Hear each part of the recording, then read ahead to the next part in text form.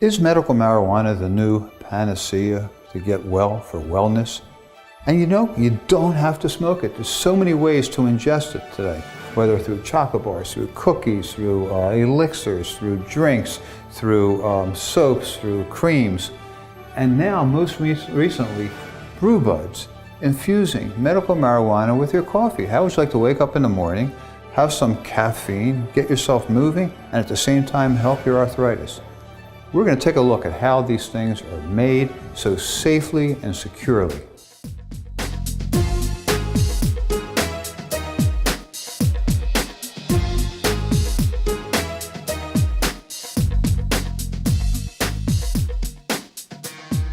I'm here with Jacob Silverstein at Silver State Wellness, Silverstein.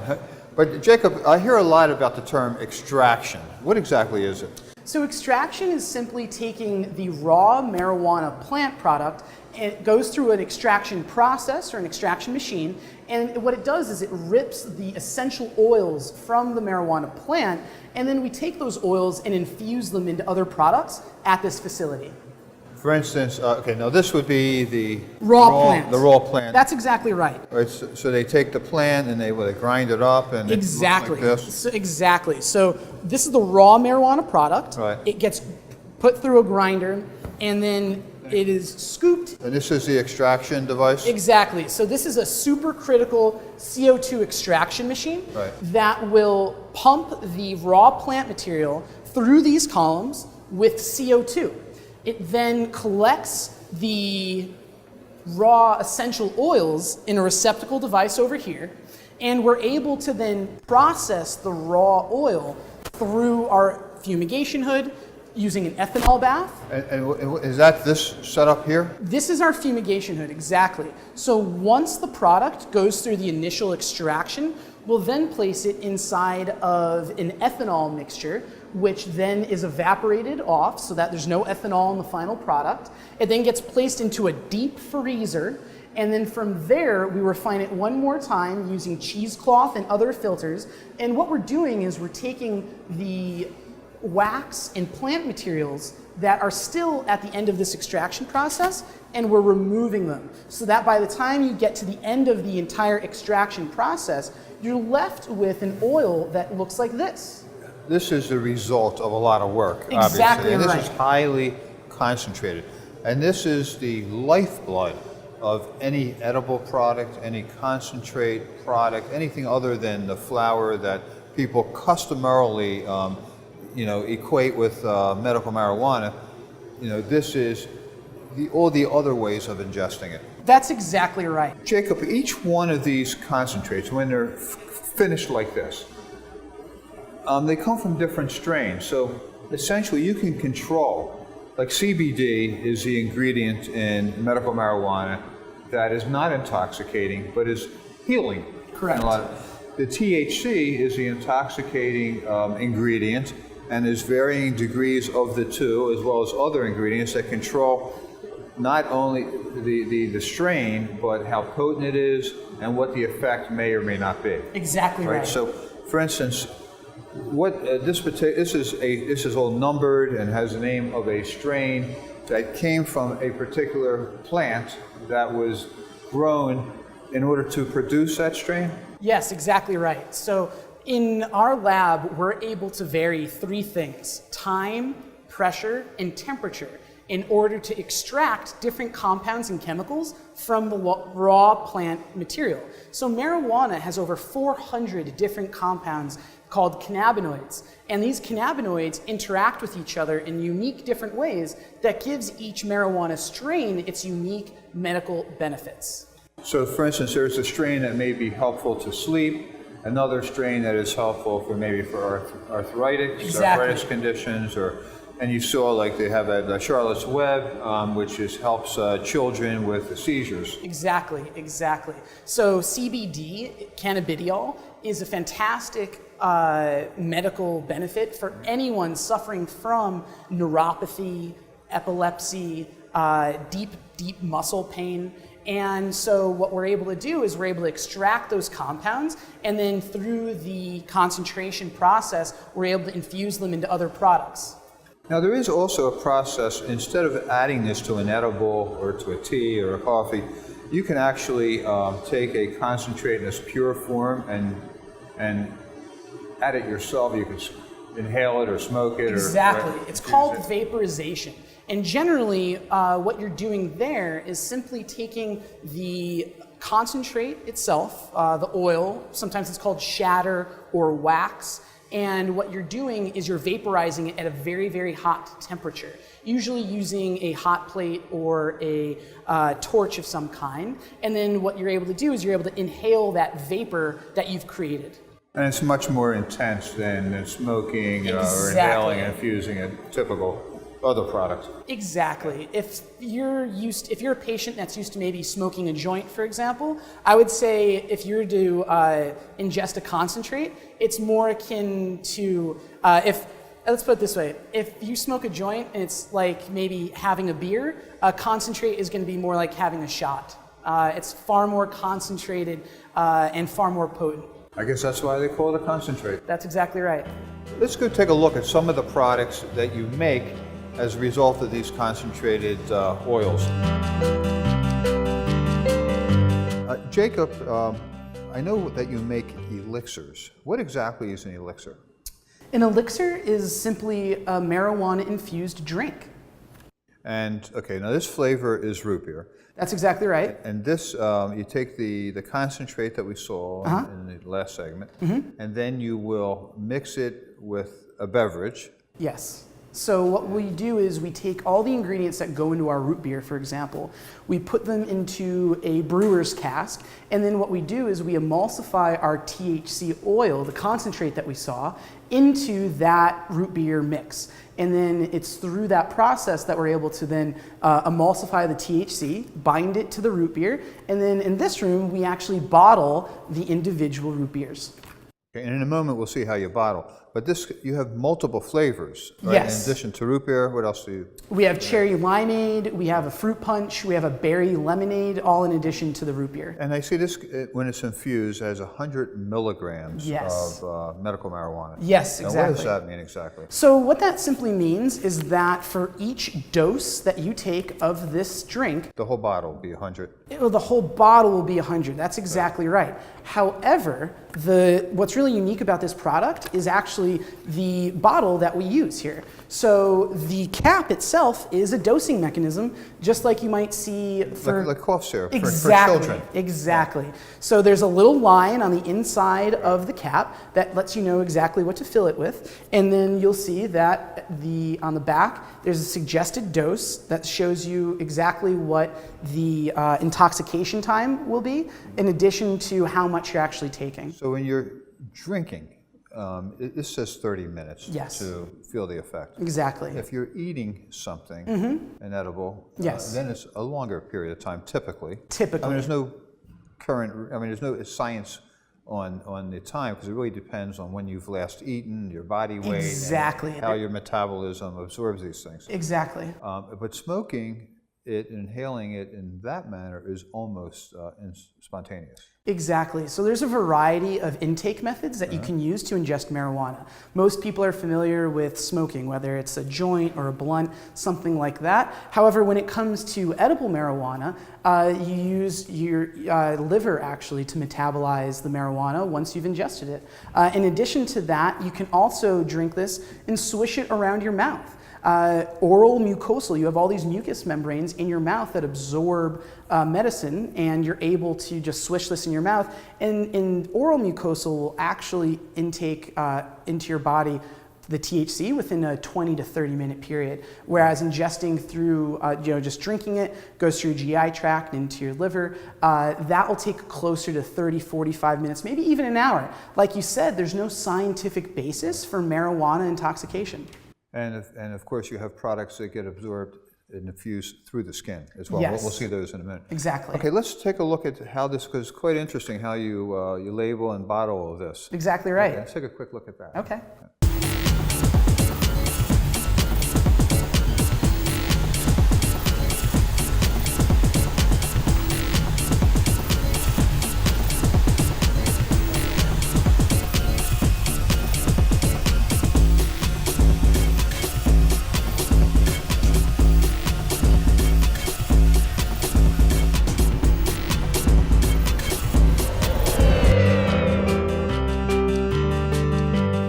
with John Harrison. Now, John, you've been in the tea business for how many years? Your family? Well, my family, in many different aspects of the business, have been around in the tea area for 151 years. I think that certifies you as knowing the tea business. You know, it's amazing to me how much knowledge and science and care go into creating a product. And you're obviously creating some products. Correct, yes. Here. Yeah. Right here, we have cold brew teas. So it's very important to use an excellent water. So what I use is an alkaline water. This is 32 ounces of alkaline water with 20 grams of tea. And then that goes into the refrigerator for 12 hours. You then separate the leaf and you're left with the cold brew tea. Now, in your world, I mean, you're in the business of selling teas and creating teas. How many different strains of teas are there? Well, there's 7 categories of tea, which starts with herbal tea, and then white tea, yellow tea, green tea, oolong tea, pu'er tea, which is an aged tea. And then there's chai and black tea. Herbal tea doesn't actually have tea in it, just to confuse the issue. Tea is actually a plant called Camellia sinensis. And herbal teas, they're called a tea because the method of preparation is the same. So, you know, you take your herbs, you put it in the water, you steep it for X amount of time, remove and drink. So it's very similar. Now, I did note from the accent that you're from England. Yes. And there's a great fondness of tea in England. How did that come about? Historical in that regard? Yeah, it goes back a long, long way.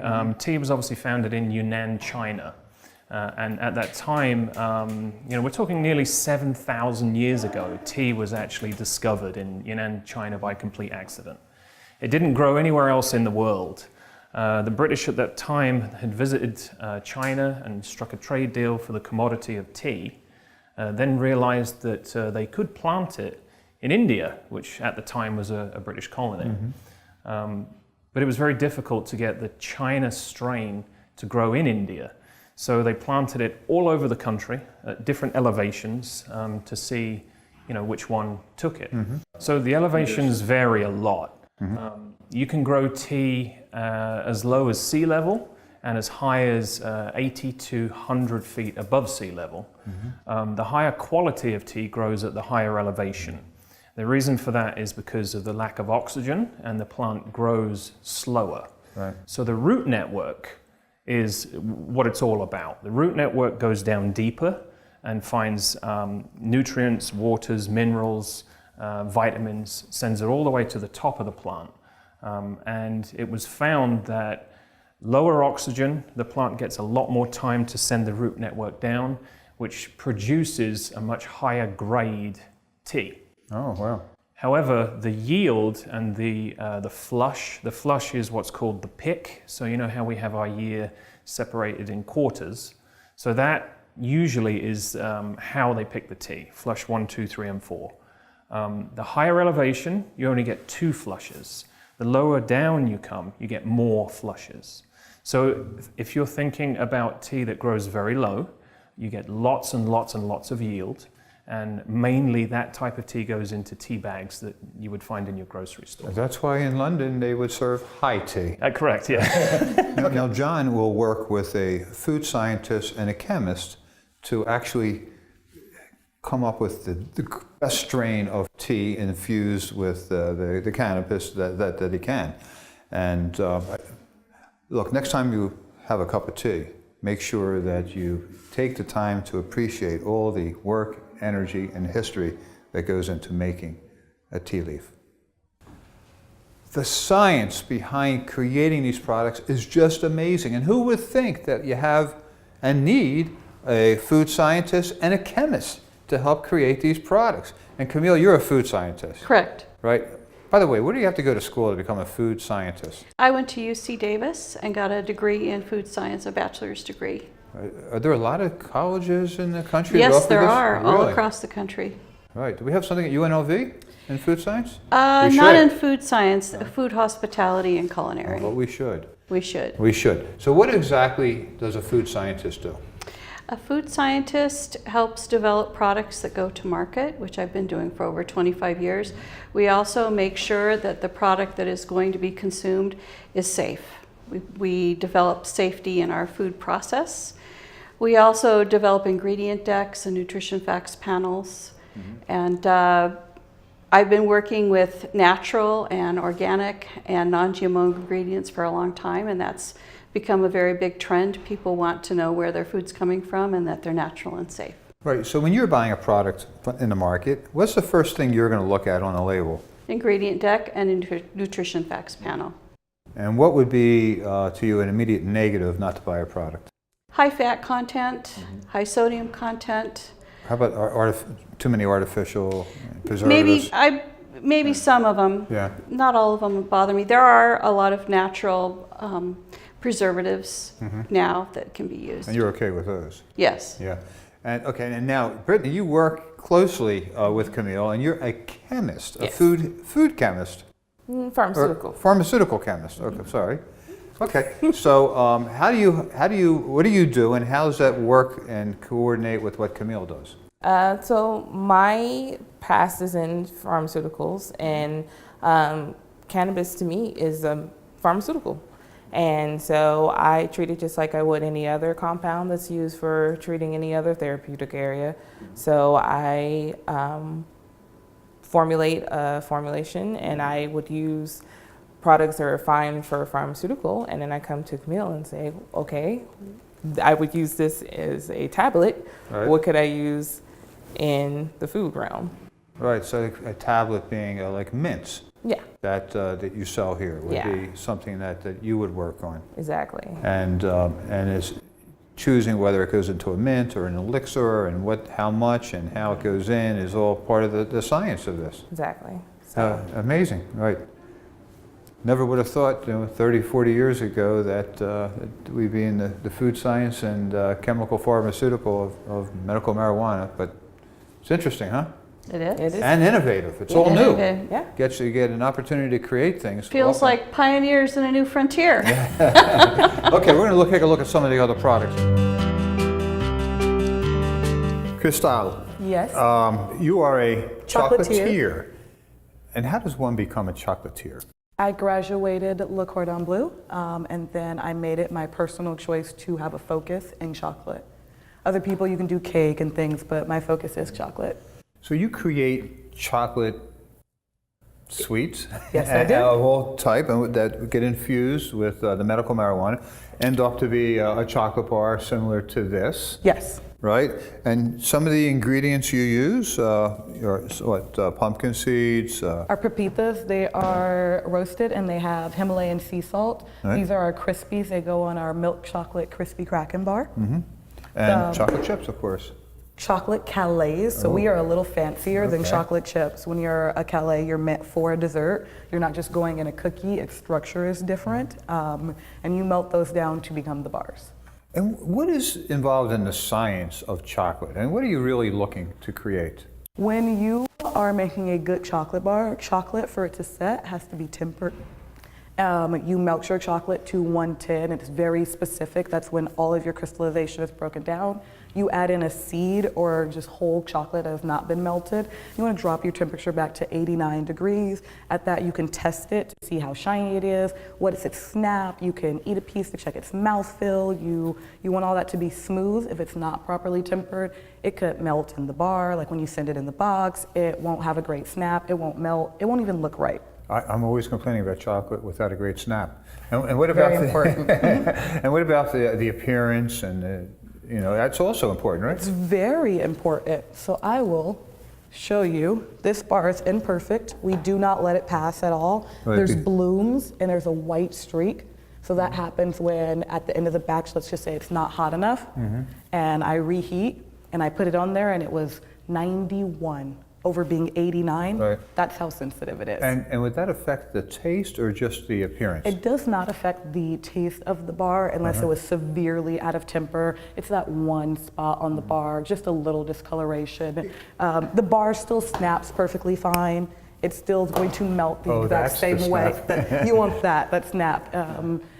Shine. You definitely know that you have a good chocolate bar when the outside is shiny. That means the temper was correct and the fat aligned on the top and gave you that beautiful finish. And these particular bars that you're creating, they have squares. Yes. And each square has a designated amount of milligrams, right? Yes. Of the active ingredients. Yes. So, so scientifically, you can make sure that everything is equally distributed and that the milligrams are what they're supposed to be. You sure can. So THC oil is a fat, it's an oil, and chocolate naturally has cocoa butter in it, and it is its own fat. So when we add in the THC oil, we're not changing too much of the natural chemistry of the chocolate. We are adding the THC oil, and once you emulsify your chocolate, we continuously have it mixing the whole time I'm doing it. There are very precise steps and timelines that we follow. You can be sure. We also have it lab tested before we put it in bars.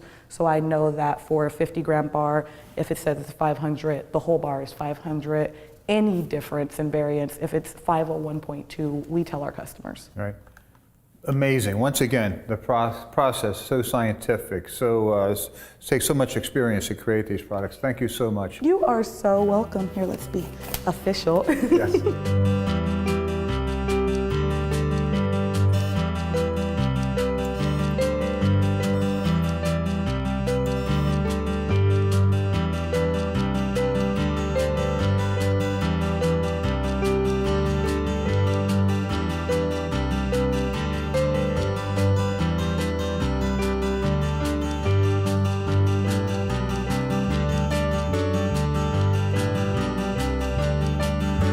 Well, that entire infusion process with coffee and medical marijuana ends up in a product called Brewbuds. What's the advantage of infusing coffee with medical marijuana? Well, I would say the primary benefit that Brewbuds brings to any cannabis consumer is normalization. It lets people consume marijuana in a way that's not smokable. And for a lot of patients in the medical marijuana industry, they can't actually smoke marijuana plant. So what you're able to do is you're able to infuse the coffee grounds with the marijuana, and it creates an ingestion method that's a lot more accessible to a whole host of people that wouldn't be able to use cannabis otherwise. And am I correct in assuming that it's almost like killing two birds with one stone? Let's say I have arthritis.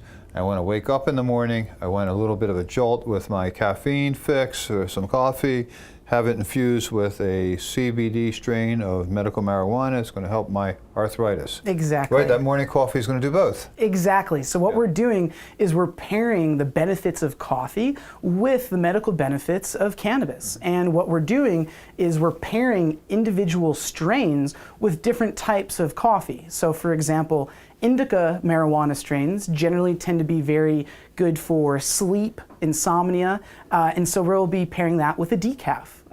For those that want more of a kick in the morning, we'll be using sativa-leaning strains, which are marijuana strains that are generally known for their uplifting and energizing effects. And now we watched how these pods got made. Yeah. So these pods are the same size as the typical K-cup or Keurig kind of pod. That's exactly right. And this fits into the standard Exactly. pod machine. It fits into your standard Keurig, and not only that, but actually this green circle around the pod means that this K-Cup is compliant with the latest version of Keurig. Keurig has made some of their newer machines only compatible with their newest pods, but what's great about this, about Brewbuds, is that it's good with any Keurig machine. I understand there's a problem with landfills. With these K-cups, Yes. there's what, 11 billion of them that are infiltrating landfills now? Exactly. But this product that you're making is biodegradable Yes. and compostable? It's one of the most exciting things about the Brewbuds product is that this actual pod is in fact biodegradable and 100% compostable. Even the ink and paper on the seal, in addition to what looks like plastic, this isn't plastic. They actually take the coffee bean, melt it down, and that chaff of the coffee bean is what they use to make this product. It's incredible. Brilliant, natural, great for the environment. Well, look, it says the logo, Brewbuds, good for you, good for the earth. Exactly. The one thing we haven't spoken about that I just wanted to bring up with these mints, because Yes. they're really very cleverly designed. Yes. And by the way, all these things are packaged in child-resistant boxes and Exactly. packages. Very difficult, even for an adult to open. That's exactly correct. Everything is child resistant, and we ensure that all of our packaging is compliant with state regulations. These come in individual mints. They're Yes. about 10 milligrams each mint. They're actually 5 milligrams Oh, each 5, mint. okay. Yep, there's 16 mints in a package, and they're all individually blister packed. So you have to pop them out, just like Tylenol.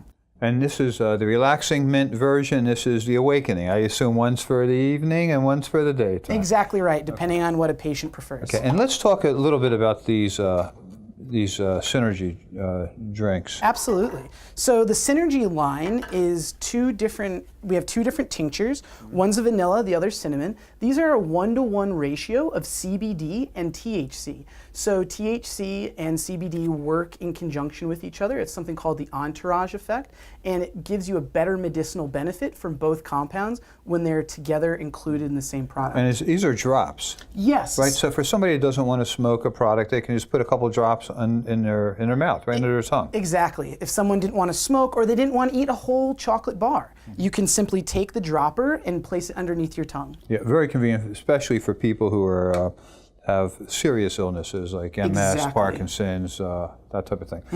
We have pet products. Now these do not get the animals intoxicated in any way. These are all CBD only products. That's exactly right. And these are Stop the Itch. All Yep. right. Up and Moving. What does this product do? Up and Moving it helps promote healthy joints and hips within older dogs. So oftentimes older animals, just like humans, they develop creaky Arthritis, joints and yeah. arthritis, exactly right. And so these products help them with that. Finally, we mentioned, but we haven't shown these products that go on your skin. Yes. Either this is a muscle relief lotion, relief balm, Yep. a synergy relief balm. Yep. So- Now this is bath salts infused with THC and Yes, CBD. that's right. It's calming, it's relaxing. Yes. You can lie in a bathtub if you have arthritis or some soreness in your body, and you kill. Once we talk about killing two birds with one stone. Here's another way: take a bath and get some medicinal benefit. Exactly, and what's important to note is with the bath soak, it won't get you high or stoned per se, Right. because it won't ever break the blood-brain barrier. You're not actually ingesting the bath soak, right? You're just sitting in the water, and what happens is the THC won't permeate too far into the skin. It just rests surface level. So it's really great for those with pain all over their body. Also good for the texture of your skin as well. Yes, exactly. Just like a traditional bath salt. Bath soaks, unbelievable. It's a great new product. Thank you so much, Jacob Silverstein. Thank you so much, Hey, Ed. great job. See you next week.